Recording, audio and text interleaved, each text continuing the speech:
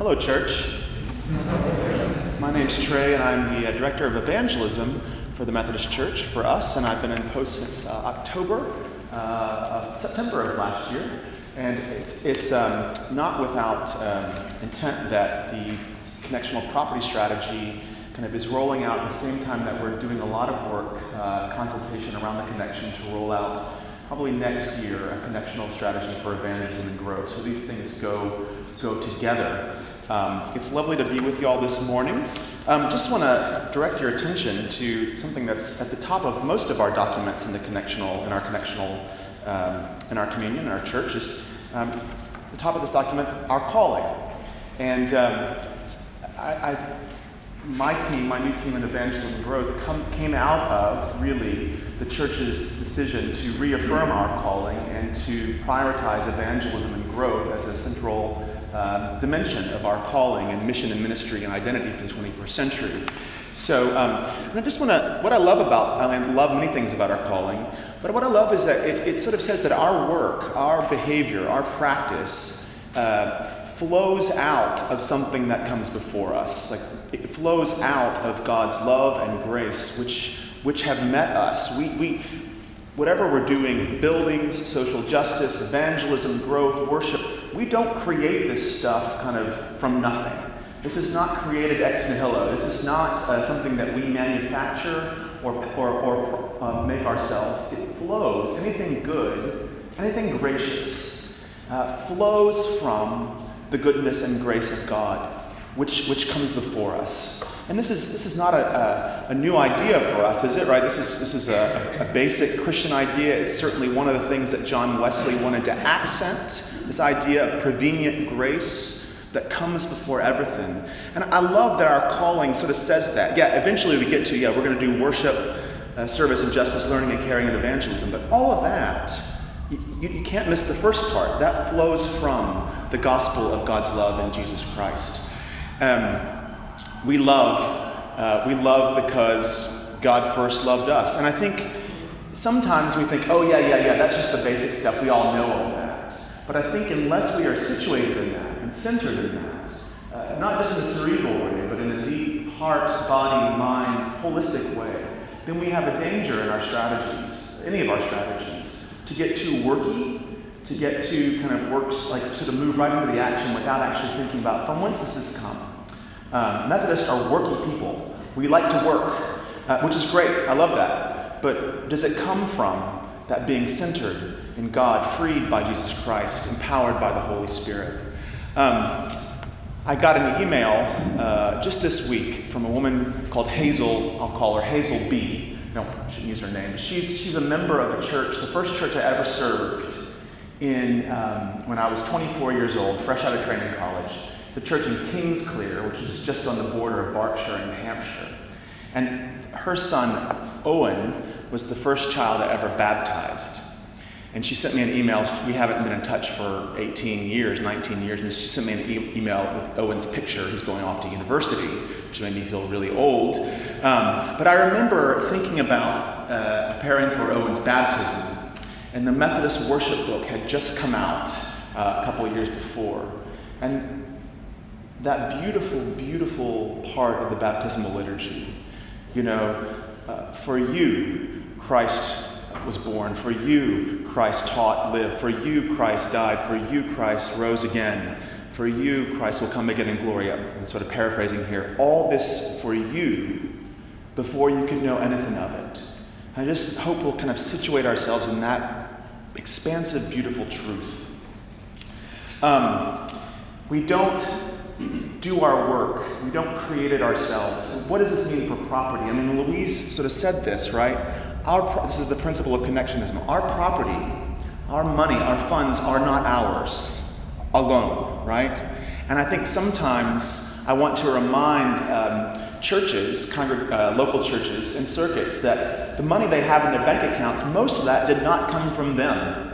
It came from generations of folks who have put in money for years and years and years. So while they're the custodians and stewards of it, it's not theirs, I remind, as someone who believes that church planting and starting a whole bunch of new places for new people. Some of those new places will be in old buildings. Some of those new places will be in pubs and coffee shops, but a whole bunch of new places to reach unaffiliated folks, unchurched folks, people who are not already part of our Methodist tribe. I'm always trying to remind people who are custodians of buildings and trustees, it's like, it's important for us to remember that when was your church planted? People think, what do you mean? It's like, there was a time when a group of faithful women and men decided to plant a church here. And I think it's sometimes hard for us to remember that because we've been in those buildings for 100, 150 years. But there was a time when faithful folks said, responding to the gospel, we want to build a Christian community here. So I think it's really important for us to keep remembering. So our buildings can be an evangelistic resource. Our buildings can be an evangelistic barrier. And this is the kind of the deep discernment that we find ourselves in as we consider what to do with our property. But also, as I said, before we think about what we're going to do with our property, what is our mission? What is this good news that we are called to respond to? What is it? So when I often get invited out when I was the district mission advisor in Birmingham, and a little bit now, I'll get invited to come out to a congregation or a circuit, and they're all fired up, or maybe they're not fired up about evangelism, but they know they should be doing it, and they want me to come in and tell them what to do. I was talking with James about, coming in and telling people what to do. I don't like to tell people what to do. Actually, I do like to tell people what to do, but I try to bracket that because I don't think it's good ministry. I'm a little bit of a control freak, but God is working on me to let me let go of that. But I'll go in and I'll say, what do you think you should be doing to be evangelistic in your community, in your church? And there's this quietness, and I get the flip chart out. I say, what do you think you should be doing? And people start calling stuff out, we should be taking chocolate eggs around at Easter time and inviting people to church. Write that down. What else should we be doing, church, if we're going to be about evangelism in our communities? What should we be doing, church? Be welcoming. Great. Welcoming the newcomer. We should have a stall at the market every Saturday morning and do art with people and talk to them. We should set up a pop-up tea cafe at the bus stop and talk to people. What else should we be doing, church? Baking bread and giving it away. Baking bread, giving it away. What else should we be doing, church? Inviting people, right? So I'm like, well, gosh, we do that for 5 minutes. We have 100 ideas in the paper. I was like, you know what to do. And they're like, oh, okay. I said, why aren't you doing it? Now, there are lots of reasons people aren't doing it. Time, all the stuff that you hear that we talk about. Some of that's real, some of it's not. Actually, a lot more freedom. Methodist presbyters have a lot more freedom, and deacons a lot more freedom than we think we do sometimes to do that stuff. But I think a deeper question, a deeper reality of why we don't do that stuff is sometimes I feel like we are not actually sure how all that stuff connects to the good news that we are supposed to be responding to and bearing. So we have to ask the question, what is the gospel? What is the good news?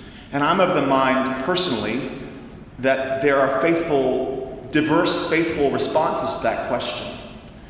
But I think it's crucial for especially local churches and circuits, and for districts in some ways, so it's harder for districts because it's a collaboration, but for every local church to say, when we talk about the gospel, what do we mean? What is this good news that we are called to bear? And how do we talk about that? And I don't mean that like we just talk about it at a church council meeting for 10 minutes and then shelve it. I mean, like, that is the question. That is one of the foundational questions for the church. What is the good news? And so when we talk about our property strategy, as Louise and Stuart have said in different ways, we're asking questions about what is our foundational reality? What are we for? Why do we exist as the Methodist Church? We're not property developers. We are folks who are called to respond to God's love in Jesus Christ in these ways. What does that mean, right? So that's the harder question It's a life-giving question. It's a fun question to actually talk about, and I find that lots of churches actually haven't talked about that question in a long time. Talked about the roof, talked about the boiler, the furnace, but you got to have a roof and a boiler, but what's the good news? So, the Methodist Council last year said that to go along with its property strategy, you'll see it in sort of point 1, is that every local church, every circuit, every district needs to have a mission plan. Everyone needs to have a mission plan. And I'm really excited that just yesterday we launched on our webpage. If you go to methodist.org.uk/evangelism, you can find a whole new toolkit for mission planning.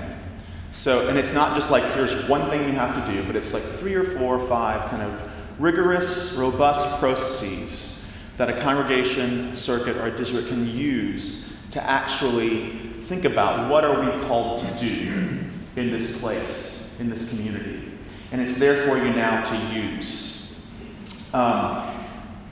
Again, I think we have a tendency to do 2 things. One is the mission plan document is there, the mission plan toolkit's there, let's make a mission plan.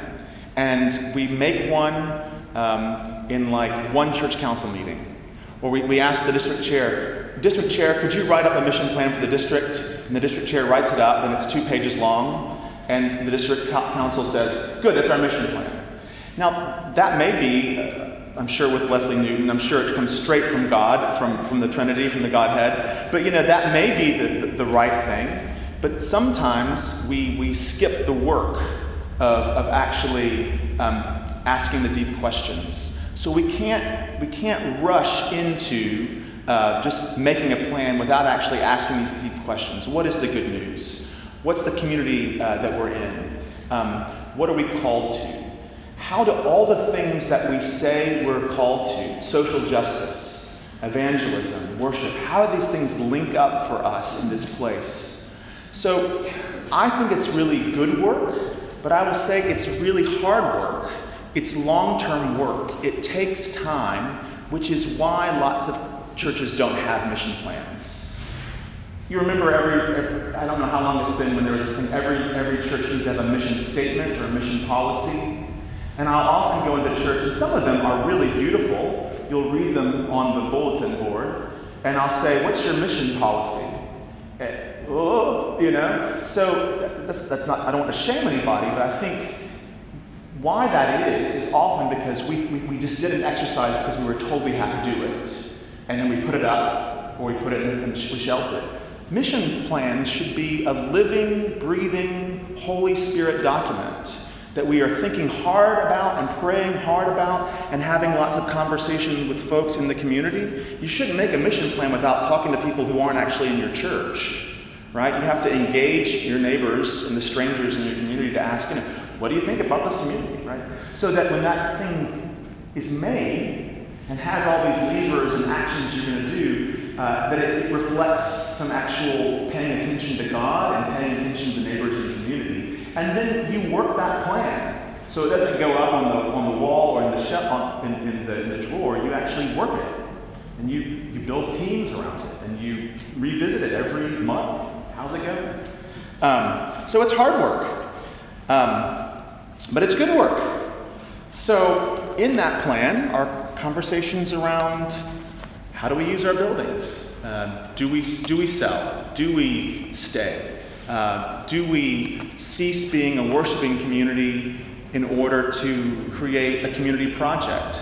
I'm really interested in social action projects, social justice projects, community art projects that have a Christian community dimension.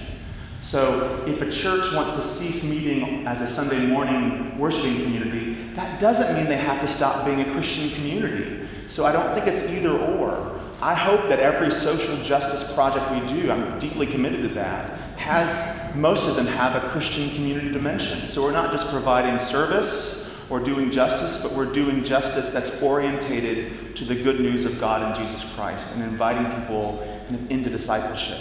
These things are all connected. Not for every Christian, but for Wesleyan, for Methodist Christians, they are. So it's hard work, it's good work, I think it's the best work in the world. And when congregations do it, I would say do it well, when they do it consciously, and when they do it prayerfully, and they do it in consultation with themselves and with the neighborhood, you will often see an experience of joy. Because people know, oh, actually, this is what I signed up for 70 years ago. This is why I said yes to God's call as a lay person or an ordained person. This is what I'm for. And when you retouch that tectonic plate of reality, then the stuff around making decisions around buildings and mission plans, it doesn't make it easier, because it's still hard work, but at least you have a frame of reference for why you're doing it.